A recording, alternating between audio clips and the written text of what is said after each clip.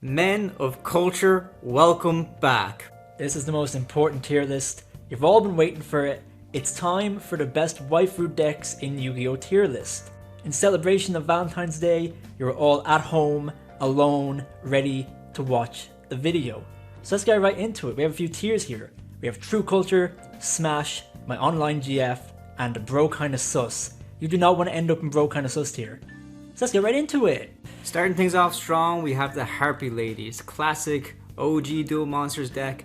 I really like this archetype. I think they're really great, and you know what? They got a lot of support over the years, so I would say they are a very good smash.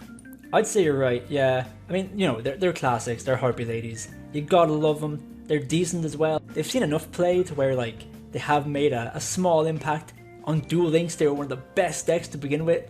We all love Duel Links here. They're Harpy Ladies. We all love Harpy Ladies. Winged Beast as well. You know, everyone loves Winged Beast archetypes, right? We are all My Valentines stands here, so... that is also true, yes. That is also very true. Moving on, now we have the Amazonas archetype. Okay, also My Valentine. Amazonas are pretty cool. I think just because, unfortunately, okay, we all love our Dommy Mommies. However, this archetype is not good. Yeah, it's not the best archetype. They kind of rely on the one gimmick, and just relying on a battle phase is not really good in modern Yu-Gi-Oh! Unless you're Ancient Gears. Unless you're Ancient Gears, of course. But hey, that just proves that this deck absolutely loses to Ancient Gears. But then again, which deck doesn't? It deserves to be somewhere in the middle because it definitely has a fan base. I know a lot of people do really enjoy this archetype, and properly so. It is a lot of fun when it kicks off. Just going by modern Yu-Gi-Oh! It's not really the best, but hey, we do love those Amazonas warriors. Okay, next up. It kind of hurts me to put this in True Culture just because of my PTSD from tier format. But tier is a True Culture waifu deck. I gotta be honest, it's insanely powerful. It's full of insanely strong waifus like Rhino Heart. It's just an awesome deck. I'd say it's one of the strongest decks of all time. We did rank it as such on our best decks of all time tier list. Yeah, it's a True Culture deck, in my opinion. Yeah, not many decks can say that they were absolutely tier 0, completely dominating the format, while still looking absolutely adorable while doing it, so definitely they belong in True Culture. I'm not a furry, but Lyrilusk goes up here. You know what, just because Lyrilusk's kind of like built their way into a few different decks, just because I've seen a little packaging with Fluwanderees and also in some Tri-Brigade builds as well, I think it deserves a place in Smash. It's definitely not the greatest thing if it's on its own, but I still think that it is pretty good. I do like pure Lyrilusk. It's like a fun deck. You swarm the field with a bunch of small monsters, they go into XZs, and their XZs have really annoying effects. One of them can just OTK or nowhere. They're really good for going into stuff like Zeus, even Utopic, Draco Future. They're a really cool deck. It's cool that they were used in a lot of other decks. For a long time, Tri-Brigade Lyrilusk was one of the best decks in the game. Although their time has fallen off, they're still a smashable deck. That sounds fucking weird. Next up, okay, Luke is gonna determine the fate of the Shaddolls. I do really love Shaddolls. I would put it low end of Smash, probably. Okay, I'm very shocked. Yeah, I'm a very big Shaddol fan, but I'm a bit of a purist. When people are talking about Shaddolls, I always see it in the sense that you play Shaddol with like all the main deck monsters and basically your entire extra deck's filled up with extra deck Shaddolls. However, Shaddolls just kind of found their way into a bunch of other decks, and it kind of just became a bit annoying having to deal with Winda in almost every deck altogether. So we don't like them when they get around. Should probably edit that out, it's pretty bad. So I think Shaddolls are really good. I don't know if it has the legacy right now as the likes of Harpy Ladies because they're not around as long. But you know, I still think kind of in the middle of Smash, maybe just seeing how the tier list goes. But the way it's shaping up right now, I think it's in the rightful spot. Next up, we have Marincess, more like Marinsus. Okay, if we ignore a few of the main deck monsters, this is, I'd say, a low tier Smash because, you know, it's Marincess, they're marine princesses, they're queens, they're a decent deck as well, they're very fun. It's a deck full of one-card combos ending on a towers. That's my shit right there. The fact that every card in this deck is a one-card combo, that the little monsters go into big monsters, that they keep grouping together to go into your final boss monster, it's a metaphor for women empowerment, and we love to see it. Marincess are a true feminist icon deck. That's what we strive for here on the Leprechaun Shaun channel. Also, the deck run's totally awesome, which, you know, that's the best fucking waifu right there. Speaking of feminist icons, we can't talk about Yu-Gi-Oh! Feminist icons without talking about Dark Magician Girl, Teia's boss monster, and we all know Teia is the greatest duelist of all time, having never lost a match. 100% win ratio. Which is almost unheard of in Yu-Gi-Oh! So I definitely think Dark Magician Girl deserves her spot up here. One of the OG waifus of Yu-Gi-Oh! I think she definitely deserves to be up there. She's just, her legacy lasted a lifetime. There's no escaping. She has so many different alt arts. So much support. Maybe not all of it being too good, but the introduction of all the other magician girls that were brought out in the movie packs, I think is worth the mention as well. So definitely Dark Magician Girl belongs up in True Culture. I'm very glad they did make an archetype around her, even though it is not the best. It just goes to show how iconic Dark Magician Girl is, that she got a whole deck based around her. Even if it's not great, you know, it goes to show that she is a true culture top tier Yu-Gi-Oh! Waifu. Next up, we have Valkyries. Now, people be sleeping on the Valkyries. They don't respect them. They're so cool. They have so many dumb gimmicks. With Ride of the Valkyries, they just swarm the field and can attack directly and just OTK. With Mischief of the Time Goddess, they can just skip a turn, which is insanely funny. They even have the really dumb, like, continuous spells that, like, interfere with your opponent's deck. They're just such a cool archetype. They even have, like, a Dark Law type card. They're so cool! I don't know what to say. They're not the best, but they're just really cool. And people don't respect them enough because they appeared, like, once in the anime and that was about it. Put some respect on my girls, man. Come on. Yeah, so they received a lot of their cards from the set Shadows of Valhalla. I love that set so much. I opened a lot of it. I think it's really, really great. Valkyries 100% slept on. I think if they got reprinted, a lot more people would pick up the deck if it was a bit more budget friendly. But it just goes to show this deck is so good that they had to print every card at top rarity, and each card is like at minimum €9. So of course, Valkyries are definitely earning their place in the Smash tier. Next up we have Mayakashi.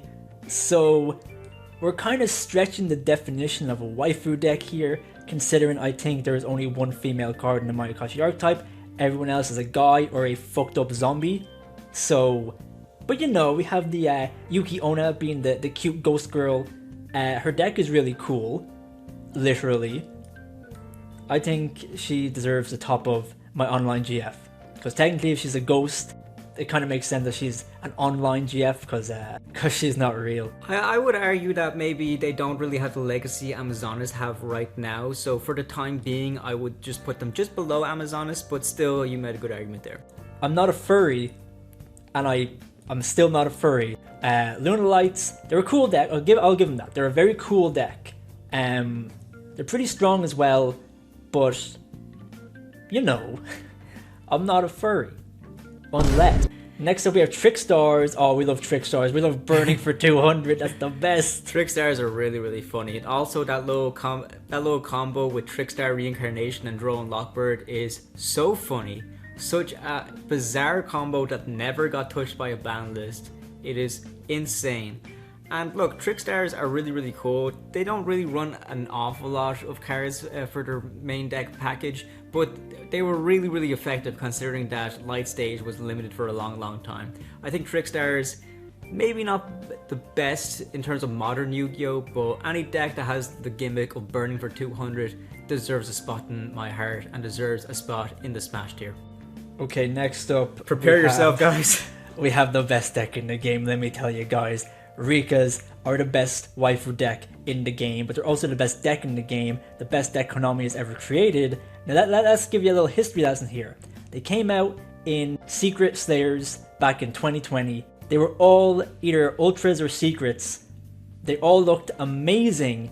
They all revolved around tributing. Tributing is a very unique mechanic in Yu-Gi-Oh! Basically, all the Rika monsters either tribute to special summon themselves, or they tribute your opponent's monsters, and tributing your opponent's monsters is a very difficult thing to play around, especially with Rika Konkon, the new support, giving them a way to tribute your opponent's monsters for a cost, turning all their monsters into kaijus. Now even before this, I was a Rika fan. Rikas were still the best then, but now Rikas are an actual playable strategy, and Konami just gave them so much love that they had to like stop their reign of terror by limiting Dryas and Healer, which is very cringe, Konami. We don't respect that.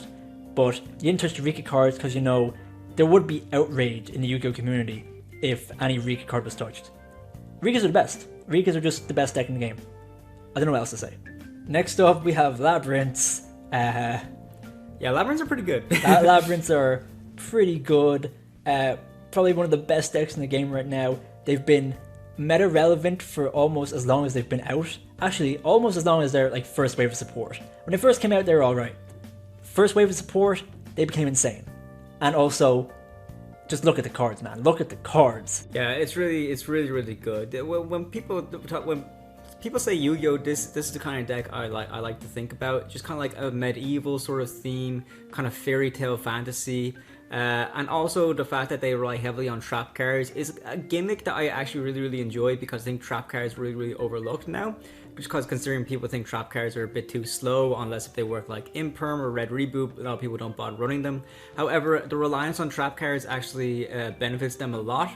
And I really just like the direction that it's going. Of course, they're going to be a little bit broken with that new trap card transaction rollback, but I still think it's definitely going to be a fun sort of matchup no matter what. Unless if you're playing Sky Strikers against them and they flip Eradicator Epidemic Virus, then it is not fun, it is bullshit. But still, in terms of Labyrinths themselves, I think they're really cool and I really like the design, so definitely true culture. Kinda sus, bro. Didn't you know she's 13? According to the manga. This fucking guy. Okay. Don't take things too seriously, guys. Alright? Let's chill. Let's take a chill pill. We're using the term waifu very broadly. Sky Strikers are a great deck. They're a fan favorite. I think Sky Strikers are definitely one of the best decks of all time. In my personal opinion, I don't think they're as good as Tier Elements, of course. I still think that they were great though. And it's a fan favorite deck. A lot of people try this deck out. It's kind of budget friendly now if you're playing it pure, which I really like about a bunch of decks. And it's just really cool because there is a story to them. I know a lot of these decks have like lore and backgrounds to it, but a lot of it can be like really complex, especially because like almost every card printed now is related to branded. But Sky Strikers just have a simple story that I really like. It's a cool space fantasy sort of epic, and I really enjoyed it. I think it's really cool. I really like the card. They're very simple to play. It's pretty much like a 1-for-1 deck in the sense that it's kind of like just trading off. This card does that, this card destroys, this card negates, whatever.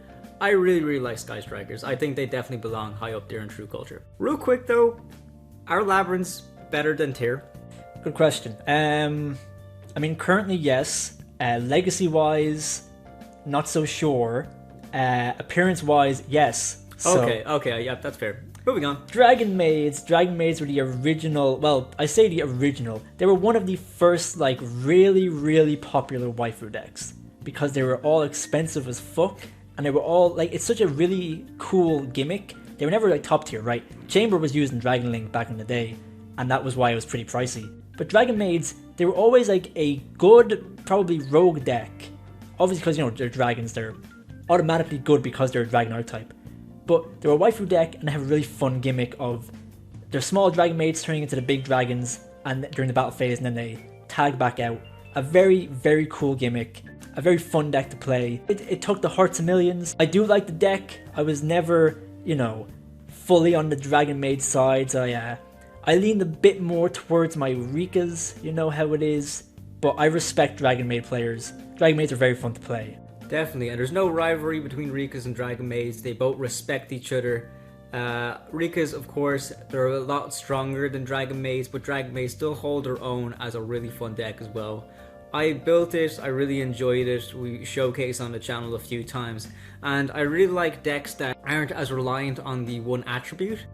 Much like Rikas, where they have a bit of earth with the Sun Avalon stuff and also waters from Rikas. and prank kids and whatever. I really like decks to take advantage of like multiple different attributes, and the fact that Dragon Maids do this and they're dragon monsters as well means that you can actually run a little package with the dragon rulers.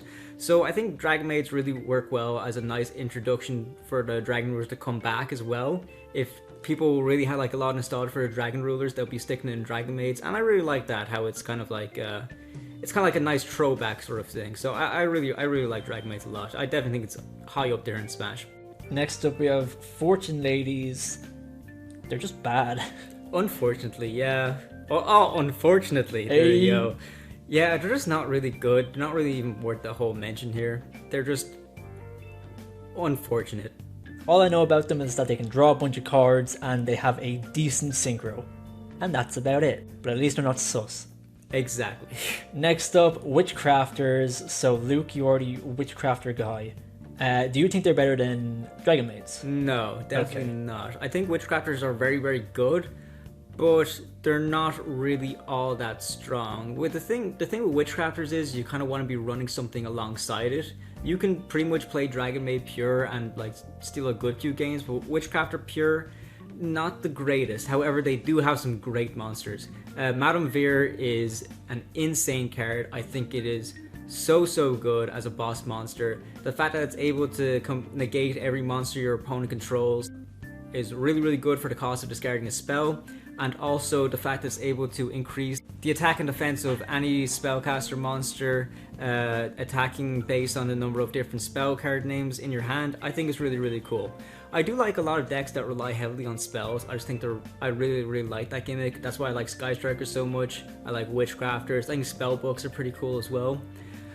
Witchcrafters are great, but I think the best way to play them is kind of like leaning into a branded sort of build. It's just the way it's kind of like going, or even a Dogmatica Witchcrafter. So I think it's just below Dragon Maids.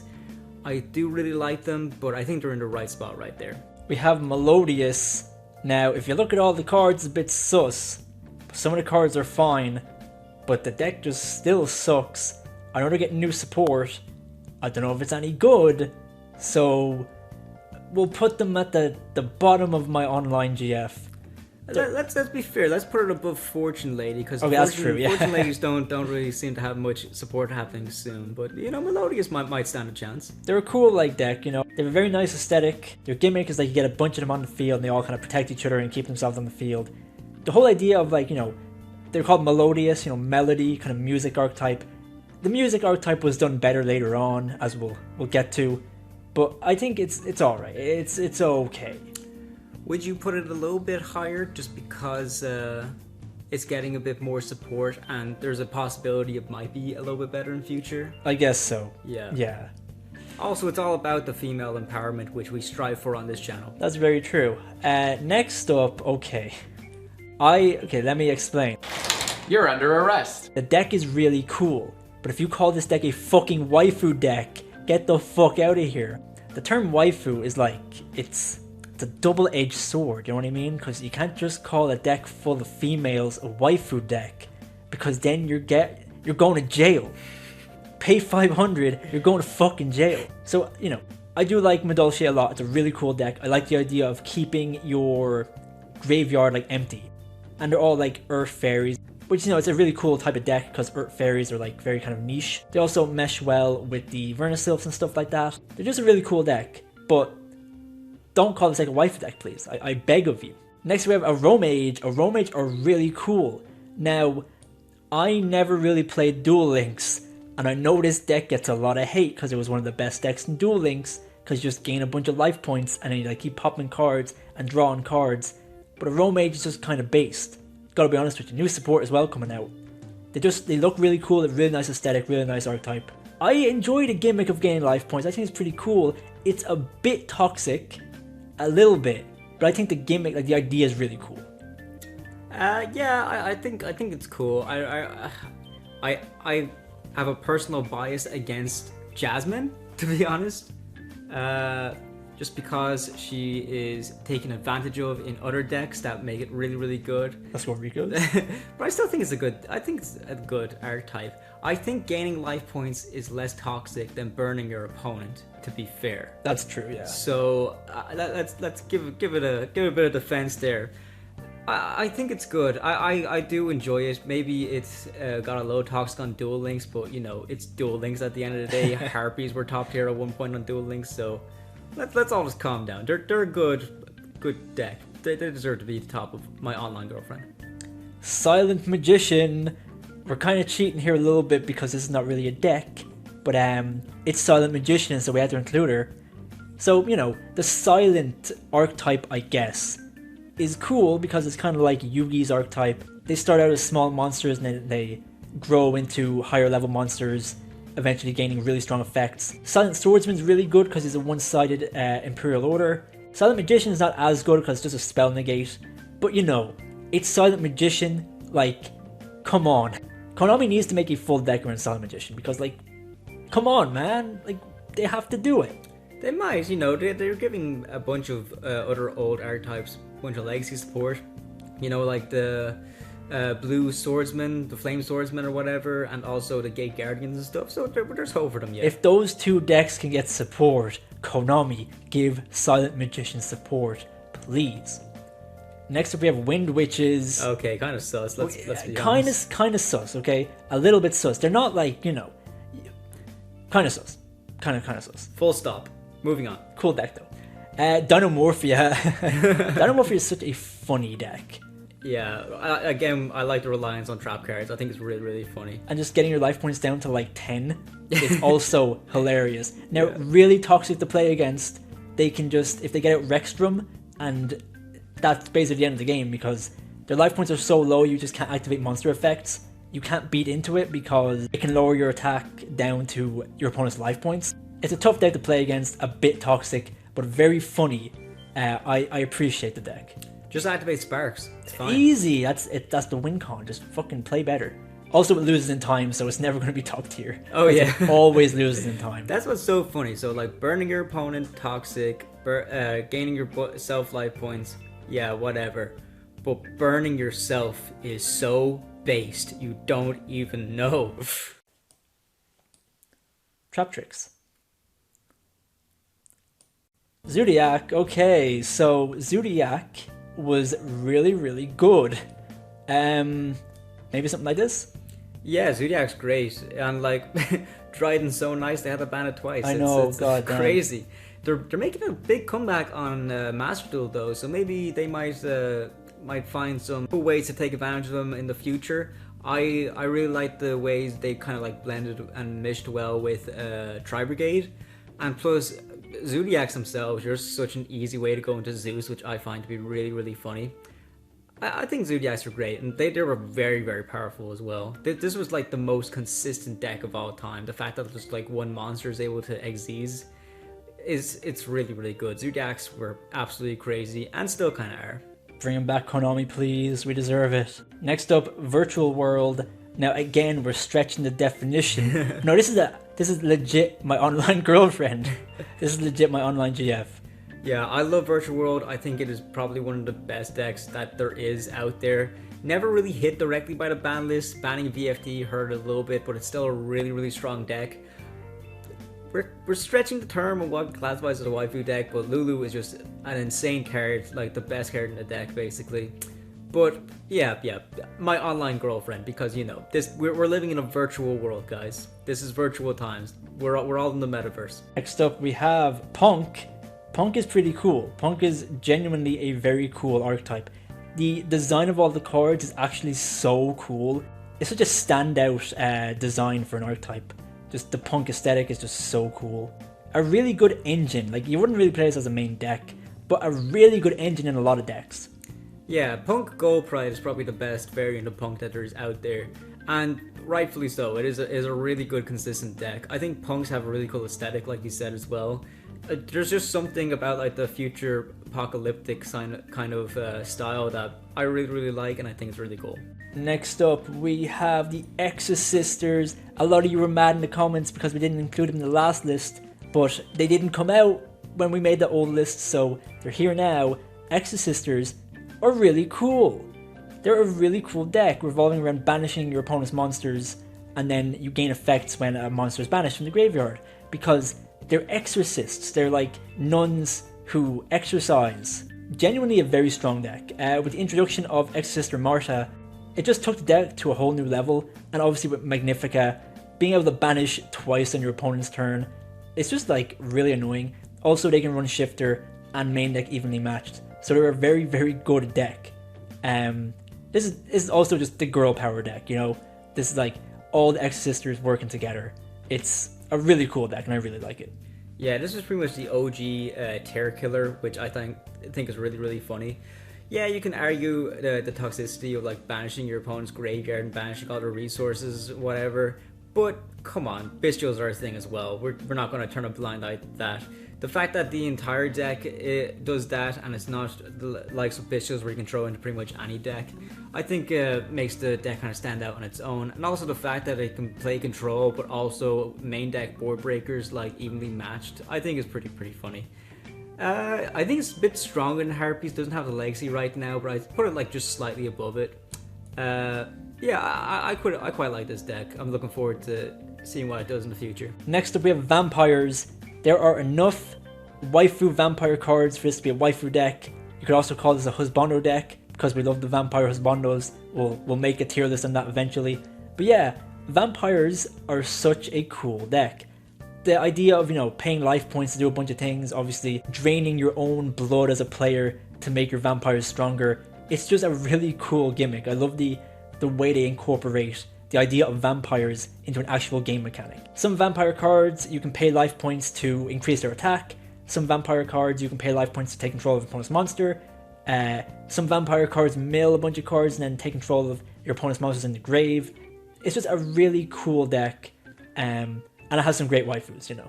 Yeah, it's pretty much a sub-archetype of zombies, and I really like zombie decks in general. I like how they all kind of like mesh well together, and also just nostalgia kicking in. I had the Lady Vampire as like one of my favorite cards in my like deck when I was growing up, and I thought it was really cool. I just love zombie cards a lot, and vampires were like a mainstay for a lot of zombie decks as well. Just nostalgia kicking in, and also it's just a very fun sort of archetype. And don't forget Vampire Grace. Let's go. Next up we have Evil Twins. Emphasis on Evil Twins, the Link monsters. They're awesome. Evil Twins are such a cool deck. They're really good in combination with decks like Sprite and Runic. It's really cool how they kind of tag into each other, so Keys to Kill goes into Leela, Keys to Kill draws you a card, Leela pops a card. They're quick effects, you can keep doing it on your opponent's turn, your turn. They need to be together to activate their effects, which is a nice way to incorporate the lore into the game mechanics. They're genuinely a very strong deck. Next up, the newest card on the list, Diabellstar. This is going to be top tier. I already know. This is going to be a crazy deck. Yeah, put it there. I think it's... We all know Witch is really good and really powerful. It's like just so helpful to a bunch of the fire decks that are coming out as well. It's a very expensive card, and rightfully so, because this is going to be a mainstay and probably a 3 when the actual archetype itself gets a bunch of new support. There's another Diabellstar monsters coming out that's pretty much an anti-spell fragrance on legs. That's so easy to summon out. This deck is going to be like top tier very soon. I think we all need to be worried, and we all need to be siding Cosmic Cyclone the side, because it's going to be a crazy format. I'm telling you that for certain. Again, kind of pushing the definition of a waifu deck, considering it's basically Snake Eyes. But hey, Snake Eyes are a good waifu deck, guys. Am I right? Just for Diabellstar herself, she belongs in True Culture, because she is True Culture. Also, same stats as Dark Magician, pretty based. Next up we have Cyber Angels. They're bad, but they're cyber, so they're my online GF. Yes, of course. You know, when we played the speed duel things with these, I thought they were quite funny, but overall a really bad deck. Ben 10's great. Ben 10's amazing. An amazing card. You can throw it in a lot of ritual decks. It's a great show as well. It's a great show. I love Ben 10. But yeah, it's just not really a good archetype. I really struggle defending it here. I really liked the character that played them, who was Alexis in Yu-Gi-Oh! GX. so maybe I put her up a few slots for that, but that's pretty much where it ends. It's really not that great. Ben 10 gives us all Drytron PTSD, so you know. Okay, maybe put it down. A few points off for that. Yeah. Next up, Sulfur. Very upsetting that this deck never really took off because it's such a cool deck. I know I keep saying it, but decks that incorporate unique gimmicks into their playstyle are just awesome. So, Sulfur, they're a music archetype. They're basically the better version of Melodious. They're a really cool pendulum deck, so basically they all gain effects depending on if you have an odd or an even number in your pendulum scales, which is related to, you know, music theory. I'm not going to tell you how, but it is. It's just a really cool gimmick. They all have unique effects. They all look really cool. Their aesthetic is really nice. They're just awesome. They're just, I wish they were better. I'll put them up a little bit, because I really like them. I like them a lot. But they're not the best. They did get a little bit of support, and it didn't really help. But, you know, it's a really cool deck. Mekanko! Oh my god. We love Mekanko! Do we? This is not how it needs to end. Fuck's sake. We're gonna go up by 700, might as well. I hit you when you take the damage, and let's go. It's such a funny deck. I understand that it's kind of bullshit, but it's really funny when you normal summon a Mekanko with 0 attack, and you attack into something like a 9,000 attack Skull Servant, and your opponent just dies. Not even 9,000 attack, 10,700 attack Skull Servant, and then you still die. Pretty cool, and they look insane as well. They look awesome. They're a great aesthetic. I really like the mechanic, the Mekanko. I really like the mechanic where they focus around equip cards without being toxic. Okay, they're kind of a little bit toxic, but they focus on equip cards without being like really bullshit. Obviously, equip cards have a very notorious history in Yu-Gi-Oh! They're either really shit or like game breaking, but Mekanko is a really good equip spell archetype that just works. It just meshes well together. It just works, and it's like legitimately a good deck. It's definitely a rogue deck. It can win. So yeah, I really like Mekanko. Next up, we have Ice Jade. What is this doing here? The Frozen Girls. They're so... It's not better than Virtual World. What are you doing? Okay, sorry. Maybe right here. They're not... Okay, but they're better than Cyber Angels. Yeah, everything is. They're not bad, like. They're good in Penguins, I'll tell you that much. They're just a cool deck, you know? Ice Jade's really cool deck. They're probably one of the weakest elements of the branded lore, because they don't really have any synergy with any of the branded cards. But I do like them as a lore archetype. They're pretty cool. You know, the Ice Jades versus the Sword Souls, or at least the Long Wand kind of story, pretty cool. Their gimmick is kind of funny, where they have just cards that like lock your opponent out of certain things. So one of their field spells locks your opponent out of activating the effect of special summon monsters. And they just have other like weird floodgate effects, but they take like certain conditions for those to be activated. It's a really cool concept. Because it's a cool concept, that means it's really bad, because it's not just a floodgate, it's a floodgate that needs a condition, and it's also kind of a weak floodgate. But you know, really cool deck. The Synchro is pretty cool as well. It's good in Marin sets and stuff like that. I like them, wish they were a little bit better though. Finally, Charmers. So that's it for the list. Let us know what you think in the comments. Obviously, there's going to be a lot of debate because everyone has their own opinions on their waifus, but let's keep it civil. At the end of the day, waifus are for everyone. Konami has made a great